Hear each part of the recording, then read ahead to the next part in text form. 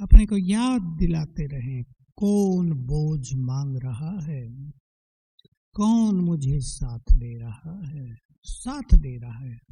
समझें सभी बाबा को, पहचाने उसको। पहचाना नहीं है सभी ब्राह्मणों ने। पहचानते हैं इस बात को जो मैं कह रहा हूं?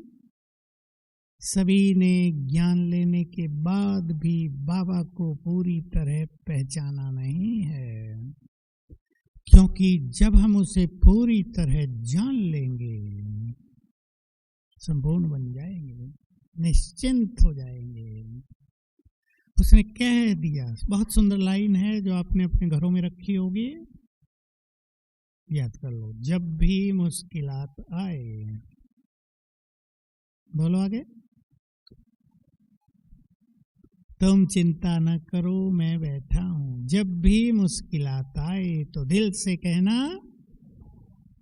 मेरे बाबा मीठे बाबा आ जाओ, और आगे मदद करो। जैसे अपनों को कहा जाता है ना, उमंग से, अधिकार से, अपने पन से आ जाओ मदद करो। कहेंगे ऐसे? क्या कहेंगे? भगवान है, हे बाबा थोड़ी मदद कर दो, ऐसे कहेंगे? फिर तो थोड़ी ही करेगा। लेकिन अपने थोड़ी नहीं करते, फुल कर देते हैं। आ जाओ मदद करो। अब आखिरी लाइन बताओ किसको याद है? और भी है एक लाइन आखिरी, नहीं, जिस जो ये याद रखेगा उसका बेड़ा पार। तो बाबा भी बंधा हुआ है मदद करने के लिए, इसको ना भूलो। मीठे बाबा प्यारे बाबा तो याद रह जाता है, वो तो सबको बहुत अभ्यास हो गया, बड़ी अच्छी बात है। लेकिन बाबा भी बंधा हुआ है मदद करने के लिए। क्यों बंधा है? इस पे तो आपने कभी सोचा ही नहीं होगा। क्यों बंधा? हमने बांध लिया या खुद बंध गया? हमने बांध लिया अपने प्यार में। दो रस्सियां हैं, प्यार और अधिकार। बांध लो। आता है माताओं को बांधना? थोड़ा थोड़ा आता है। बांध लो, दो रस्सियां हैं, देख लो दोनों हैं, एक ढीली ढाली पुरानी टूटने वाली तो नहीं। प्यार और, बोलो, प्यार और अधिकार, ये दो रस्सियां हैं, बांध लें। प्यार ही इतना है। प्यार में मनुष्य बंध जाता है ना। देहधारियों के प्यार में भी लोग बंधते हुए देखे गए हैं। भगवान के प्यार में हम उसे बांध लेते हैं, वो हमारे लिए सब कुछ करने को तैयार रहता है। इस रहस्य को सभी को समझ लेना है। तो जीवन की इस यात्रा में, कलयुग के अंत में, जबकि संघर्षों का समय तेजी से आ रहा है, बहुत संघर्ष होंगे इस धरा पर। पुराना सब कुछ जाएगा, जाना सहज नहीं होगा। उसका काफी कष्टदायी, तनाव पैदा करने वाला। बाबा के तो शब्द हैं, सरसों के दानों की तरह मनुष्य पिस जाएंगे। तो हम सभी अकेले इस यात्रा को तय नहीं करेंगे। किसके साथ?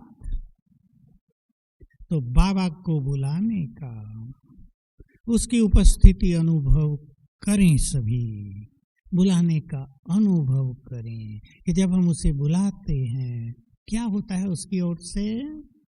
वो आता है या नहीं, ये हमारी कल्पना है या ये सत्य है। वो क्यों आएगा हमारे बुलाने से? भक्त भी तो बुलाते आए, आया थोड़ा ही, आया तो अपने समय पर। लेकिन हमारे और उसके बीच में प्यार और अपनापन ही इतना है कि वो आएगा अवश्य। जैसे माताएं बैठी हैं बहुत, आपका छोटा बच्चा रात को 1 बजे बुलाए आपको, मम्मी प्यास लगी है।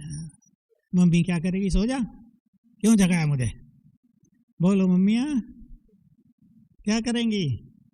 पानी देंगी। और भी कुछ मांगेगा वो भी देंगी। पानी देना तो सहज है, वहां से भर के दे दिया। या कोई ये कह देगी खुद पी ले उठ के, मुझे क्यों जगाया? खुद देगी। देखो, दैहिक प्यार में भी इतना अपनापन और अधिकार रहता है ना। भगवान भी हमारा है। मात पिता है, मात पिता या गाने के लिए केवल? तुम मात पिता हम बालक तेरे, कीर्तन भजन करते आए तुम्हें, माता च पिता तुम्हें, गाने के लिए या सच्चा मात पिता है? बोलो।